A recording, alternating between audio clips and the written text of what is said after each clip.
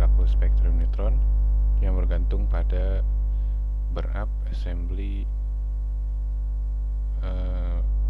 di reaktor air pertengahan atau pressurized water reactor. Jadi bagaimana perilaku spektrum itu tuh mengaruhi pembakaran bahan bakar gitu. Lalu latar belakang sendiri yang seperti judulnya. Jadi pengaruh dari perilaku neutron spektrum ini tuh pada beginning of life dan end of life itu dia bagaimana gitu dia meneliti hal tersebut pada satu assembly reaktor. Walaupun dia hanya menggunakan memodelkan satu assembly, dia tetap menyusunnya dalam 20 segmen gitu. Lalu untuk latar belakang selanjutnya itu tidak banyak penelitian yang membahas tentang spektrum neutron, itu sehubungan dengan apakah indeks spektrum neutron itu mengalami hardening atau softening itu pada saat end of life. Ini parameter yang disebutkan pada paper tersebut. Ada kisi bahan bakar, lalu ada bahan bakar aktif panjangnya, lalu ada tebal reflektor, lalu ada radius fuel, ada cladding radius natural zirconium, lalu ada pitch stepnya, lalu ada temperatur bahan bakar, ada cladding natural zirconium dan moderator temperaturnya berapa, lalu ada fuel enrichmentnya, ada densitas bahan bakar, lalu ada densitas moderator, lalu ada rata-rata daya, lalu ada detektor radius dan dimensi panjangnya. Dari detektor sendiri disimpan di bagian tang assembly untuk A, dan B dan C itu di bagian sisi dari assembly bahan bakar. Untuk metodenya sendiri, dia menggunakan kode serpent. Basis metodenya itu Monte Carlo, atau dia menganalisis nilai stokastik atau probabilitas yang terjadi dari data neutron gitu, dari penampang lintang neutron. Lalu untuk populasi neutronnya dia atur sebanyak 400.000, lalu siklus aktifnya 500 dan 20 siklus tidak aktifnya. Dan siklus tidak aktif ini biasanya diatur sebagai error pada awal perhitungan itu diatur. Lalu untuk kasusnya sendiri ada dua, di mana iterasi boron ini itu berkurang tiap waktunya, dan tebakan awalnya 1000 ppm. Sedangkan kasus kedua itu boron konstan pada 1000 ppm tepat per mili, atau konsentrasinya itu sebesar 1000 ppm konstan selama burn up. Lalu untuk kenapa ini tuh perlu dua kasus variasi tersebut, karena pengaruh boron itu sebagai absorber, jadi dia bagian dari dia itu merupakan larutan, jadi dia menyatu dengan moderator atau coolant yang biasanya disatukan dalam PWR itu. Jadi moderatornya air, dia itu berperan sebagai moderator maupun sebagai coolant, dan larutan itu boron itu terdapat pada coolantnya gitu. Dia fungsinya dia berperan dalam menangkap neutron thermal. Dia memiliki cross section yang tinggi gitu untuk neutron thermal. Jadi lalu dia kenapa membutuhkan dua variasi ini tuh karena kasus nyata pada PWR biasanya boron ini berkurang gitu di setnya. Dan kenapa ada boron konstan itu untuk melihat seberapa pengaruh dari boron ini tuh memengaruhi apakah dia hipotesis mengalami indeks spektrumnya tuh mengalami pengerasan atau pelunakan. Ini servant code sendiri, ini source-nya. Untuk development-nya sendiri dia berasal dari Technical Research Center-nya itu ada di Finland. Dia tuh memiliki lisensi jadinya, jadi perlu lisensi jika ingin memakai, tidak open source gitu untuk software ini sendiri. Lalu untuk metodenya basisnya tuh Monte Carlo.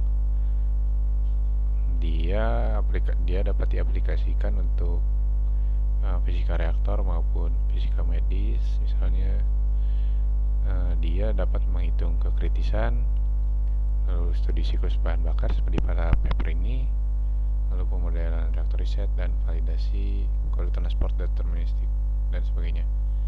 Lalu kelebihan dari server ini sendiri juga dia udah mendukung simulasi multifisik untuk dikolaborasikan dengan software CFD, misalnya basis CFD untuk mengukur thermal hidroliknya. Jadi tidak hanya mengukur transport neutron tapi atau neutronik doang. Jadi dia mampu menghitung gabungan dengan thermal hidrolik juga. Dan tadi dia serpent ini tuh continuous energy Monte Carlo. Jadi dia simulasi transport neutron dan foton untuk energi yang kontinu, untuk dapat menghitung laju dosis radiasi, kalkulasi shielding, dan reaktor. Jadi dia seperti basisnya seperti Fluka maupun MCNP gitu. Jadi dia memiliki ini ada seperti contoh combine input cardnya atau cardnya, memiliki definisi sendiri. Dia untuk dimasukkan ke dalam variabel input, misalnya sumber neutronnya maupun geometri dari assembly atau teras. Lalu ini ada algoritma umum pada serpent. Dia tuh men-tracking neutronnya gitu. Jadi dia mengukur probabilitas reaksi yang terjadi pada generasi neutron, siklus pembakaran generasi neutron gitu. Pada setiap siklus itu dia mengukur probabilitasnya apa yang akan terjadi gitu. Sesuai dengan probabilitas cross section data cross section atau penampang lintang. Lalu di sini ada fisik dan interaction datanya itu berupa cross section, formatnya itu S, dan dia tracking tadi sendiri juga. Dari sumber itu dia mengukur kritikalitasnya, eigenvalue dari kritikalitasnya. Lalu untuk pengukurannya dia kalkulasi dari berap, lalu outputnya itu dia berupa output numerik, formatnya itu MATLAB M format. Lalu resultnya itu dia hasil dari perhitungan numerik ini dapat ditulis atau ditolling, jadi di scoring untuk melihat fluxnya dan laju reaksi bagaimana gitu.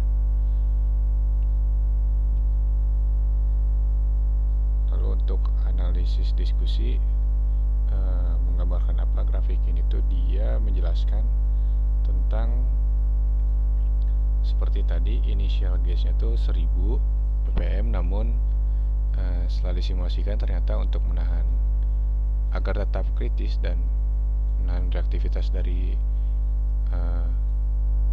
neutronik yang terjadi, dia tuh mendapatkan nilai 4000 ppm untuk konsentrasi boronnya pada beginning of life. Nah, lalu dia disusun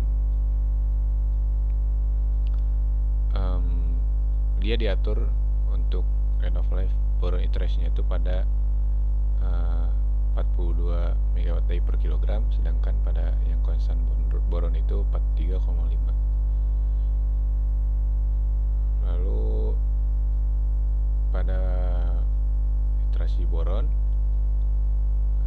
dia dikurangi tiap berapnya, dan pada saat end of life itu dia tak lagi kritis atau subkritis. Dia pada boron konstan itu berakhir di 60 ppm. Ini tuh didapat dari model linear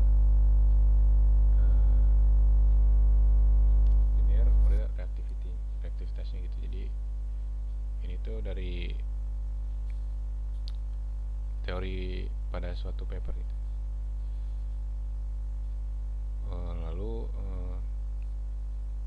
pada kasus kedua, pada boron tetap itu dia diaturnya pada 1000 ppm, dan konstan dia 4000 ppm di sini tuh mulainya untuk menahan reaktivitasnya. Lalu kurva penurunan boron ini tuh memberikan indikasi konsentrasi boron yang dibutuhkan setiap langkahnya untuk menahan kelebihan dari reaktivitasnya, karena tadi fungsinya boron itu sebagai absorber. Lalu agar tetap berada dalam kondisi kritis, jadi fusinya terus berlangsung sampai akhir dari siklus pembakaran. Ini diatur sedemikian rupa nilai akhirnya tuh garis vertikal ini. Untuk nilainya kasus 1 42, kasus 2 itu 43,5.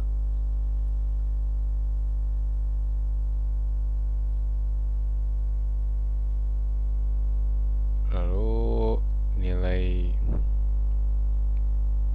perkiraan setiap pengurangan iterasi boron ini tuh, ini sebenarnya perhitungan kasarnya itu ketika di akhir 60, dia di awal 4000 dikurang 60, lalu dia berakhir di 43,5. Itu perbandingannya tuh sekitar 93,8. Dia tiap iterasinya tidak dituliskan secara eksplisit berapa besar penurunan boronnya gitu pada paper tersebut. Lalu untuk gambar ketiga ini dia menjelaskan indeks thermal dari indeks spektrum, maksudnya indeks spektrum thermal maupun fast gitu pada beginning of life maupun end of life dari neutron tadi. Pada beginning of life, neutron fluxnya tuh di sini dia lebih rendah untuk boron konstan yang warna merah ini. Namun pada end of life spektrumnya dia lebih untuk boron iterasi, maksudnya untuk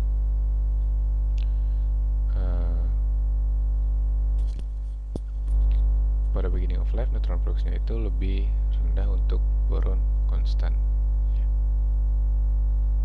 Namun pada end of life ini spektrum yang iterasi boron ini tuh lebih tinggi gitu. Karena lalu dia menjelaskan bahwa ada pergeseran spektrum di energi lebih rendah untuk kasus boron yang berkurang. Dia tuh sebesar 0,025 elektron volt. Sedangkan pada end of life itu kasus boron konstan 0,06 volt.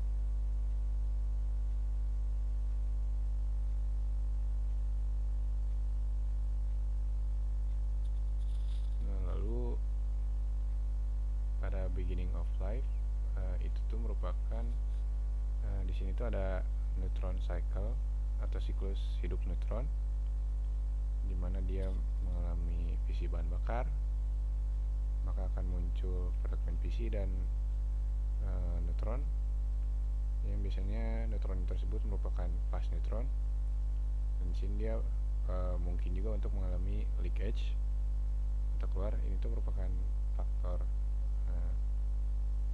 yang bakal terjadi gitu kemungkinannya dalam reaktor. Seandainya dia tidak leakage atau keluar dari reaktor, dia akan mengalami resonansi absorpsi, mengalami pelambatan, lalu dia juga dapat mengalami leakage juga. Lalu dia akan, kalau tidak leakage, dia menjadi thermal neutron. Nah, thermal neutron ini bisa jadi diserap oleh bukan bahan bakar seperti absorber dan lain-lainnya, seperti boron juga dia. Lalu thermal neutron ini bisa selanjutnya juga dilanjutkan untuk menginduksi fisi selanjutnya.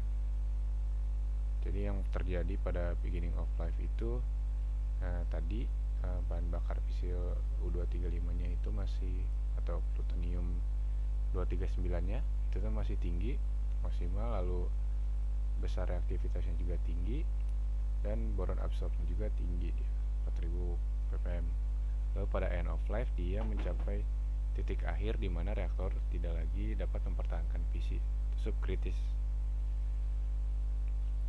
Yang terjadi pada end of life ini, konsentrasi bahan bakar fisi U235 nya telah menipis, lalu konsentrasi dari produk fisi dan neutron, ini nama lain dari absorber itu adalah neutron poison. Neutron absorb ini neutron poison, yaitu rendah gitu. Namun ada yang diset juga dia tetap, karena ada 2 kasus. Lalu untuk apa sih softening itu? Jadi indeks softening, spektrum softening itu dia menjelaskan bagaimana proporsi neutron energi lebih rendah itu, neutron thermal, dalam spektrum itu tinggi atau meningkat. Jadi seperti yang tadi dijelaskan bahwa boron itu dia dapat menangkap tinggi dalam menangkap neutron thermal. Nah, seandainya dia menangkap neutron thermal, dia akan mengalami hardening, atau dia akan lebih banyak proporsi neutron cepatnya gitu daripada neutron energi rendah. Makanya dianalisis bagaimana pengaruh indeks spektrum neutron pada burn up. Lalu dijelaskan juga pada grafik indeks thermal terhadap burn up-nya itu apa yang terjadi. Jadi pada indeks spektral fast neutron terdapat peningkatan nilai indeks, adanya pergeseran puncak, pergeseran komponen puncak fast neutron dalam spektrum ke energi yang lebih tinggi gitu di sini, indeks spektral cepat. Jadi dia pada spektral thermal itu maksudnya pada indeks spektral cepat, dia terjadi karena boronnya besar pada awal burn up, dia itu akan menangkap neutron thermal gitu. Jadi lebih banyak visi pada visi atau capturing pada U238 gitu. Kenapa dia? Makanya dia menggunakan perbandingan rasio ini untuk mengukur kemungkinan yang terjadi gitu. Artinya pada saat rasio rendah, dia tuh lebih banyak neutron yang ditangkap oleh U238 karena boronnya tinggi. Lalu neutron ini tuh berada di energi tinggi atau fast, dan peluang ditangkap oleh U238 nya meningkat. Sedangkan untuk U23 dan U239 ini karena dia cross sectionnya itu dia bakal fisi jika neutronnya itu pada indeks termal gitu. Karena belum cukup termal, dia tidak akan mengalami fisi. Lalu untuk rasio tinggi, jadi ketika rasionya tinggi, neutronnya tuh yang termal itu lebih banyak gitu untuk melakukan fisi, dibandingkan probabilitas untuk melakukan fisinya lebih tinggi dibandingkan ditangkap oleh uranium 238. Lalu ketika indeks spektral cepat ini dia menunjukkan pada kasus iterasi boron ini dia mengalami penurunan di sini pada 0 sampai 10 megawatt per kilogram pada awal.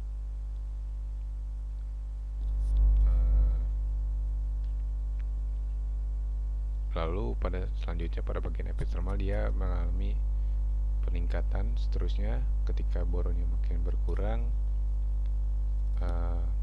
maka fisi dapat lebih mungkin terjadi gitu pada lebih banyak neutron termalnya. Nah, penurunan kecil ini tuh dia menandakan terjadinya pengerasan spektrum. Lalu ini untuk grafik yang kedua. Jadi yang pertama itu untuk rasio U235 U238, dan yang kedua itu rasio U239 U238. Dia nilainya lebih tinggi pada rasio awalnya atau rasio saat rendahnya dia lebih tinggi karena pada dia lebih untuk cross sectionnya dia lebih tinggi untuk mengalami fisi neutron termal. Lalu kesimpulan yang dapat dihasilkan dari paper tersebut, di mana pada beginning of life ini bahan bakar itu tinggi, dia mengalami saat fisi dia reaktivitasnya tinggi sehingga boron yang banyak tersebut diperlukan untuk menahan agar tetap kritis. Lalu pada end of life sendiri bahan bakarnya itu berkurang dan mengalami subkritis. Lalu untuk penurunan boron sendiri untuk operasi secara realnya yaitu menggambarkan hasil pergeseran spektrum yang lebih signifikan ke energi termal atau lebih rendah. Namun pada indeks spektral cepat tidak menunjukkan pergeseran energi yang signifikan. Begitu hasil paper yang dapat saya simpulkan. Jadi fungsi boron ini dapat disimpulkan dia sebagai absorber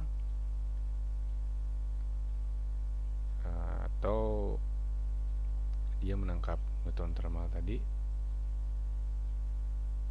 dan dia akan berpengaruh pada perilaku pembakaran yang terjadi dalam assembly bahan bakar.